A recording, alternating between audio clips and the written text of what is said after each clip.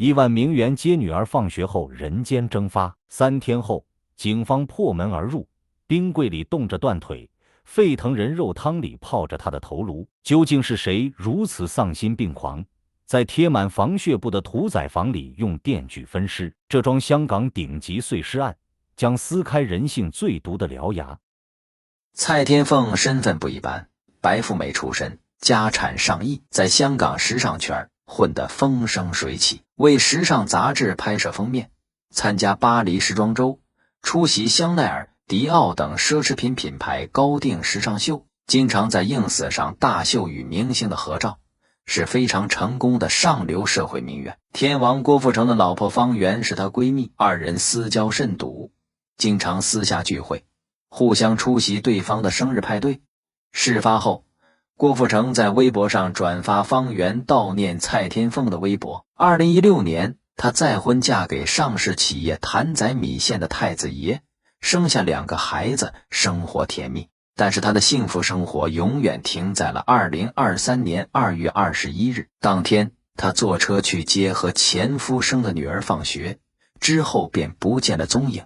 当时家里人都急疯了，联系警方发布寻人启事，但结果令人毛骨悚然。蔡天凤失踪3天后，香港警方在龙尾村的村屋里找到了她被肢解的尸体。屋内十分简陋，没有什么家具，墙上和窗户上却贴着防见血的帆布，还有削肉机、电锯、雨衣等碎尸工具。很明显，这间屋子是为了杀人而做的准备。警察在屋子的冰柜里找到蔡天凤被砍下来的双脚以及相关证件等物品，蔡天凤的头颅、躯干、双手等部位却不翼而飞。目前，警方还在寻找蔡天凤的部分残骸。更恐怖的是，警察在屋内找到部分人体碎肉以及2包人肉汤。这2包人肉汤足足有半米高，几乎全满，里面不仅有肉碎，还有一些食物配料，胡萝卜、青菜等，应该是凶手伪装成普通的汤，方便到时候处理掉。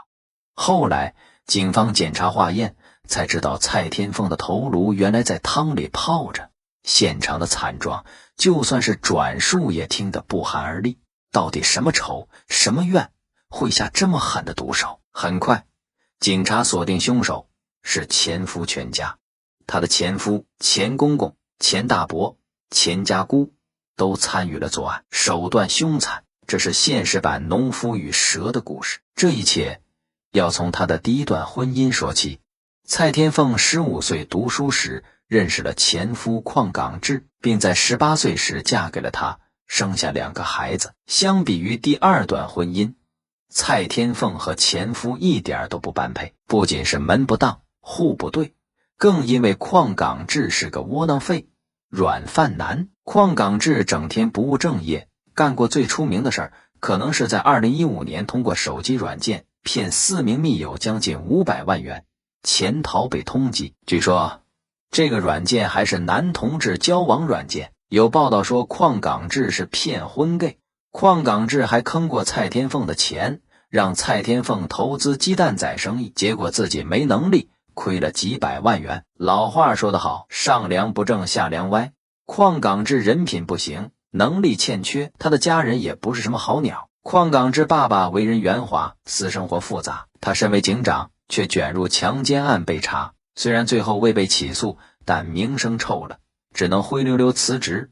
邝港志的妈妈因欠债宣告破产，邝港志的哥哥也是经济堪忧，是个老赖。蔡天凤离婚后并没有和邝家一刀两断，反而出于好心一直帮助他们。蔡天凤一心为邝家考虑，但邝家的贪婪就是喂不饱，他们像吸血鬼一样依附蔡天凤而活，还在网上炫富。他买下香港旺角区的豪宅供邝家人居住，为了省下 15% 的巨额印花税，房产写了邝港志爸爸，也就是前公公的名字。考虑到邝港志的哥哥没有工作，蔡天凤还聘请他当自己的司机。尽管蔡天凤是完美前妻，换来的结果是生米恩，斗米仇。导火索就是那套豪宅，邝家人要杀蔡天凤，正是因为这套豪宅的归属问题。去年香港楼市涨价，蔡天凤便想卖掉那套豪宅套现，为此，他还咨询过律师，得知只要是自己全款购买，即使不在自己名下也有权出售。为了体面处理，他大方地表示会给邝家人安排新的住处，但他的善意却让邝家人急眼了。邝家人觉得房子既然写自己名下了，就应该送给他们，怎么能说卖就卖？万一不给新房子，岂不是亏大发了？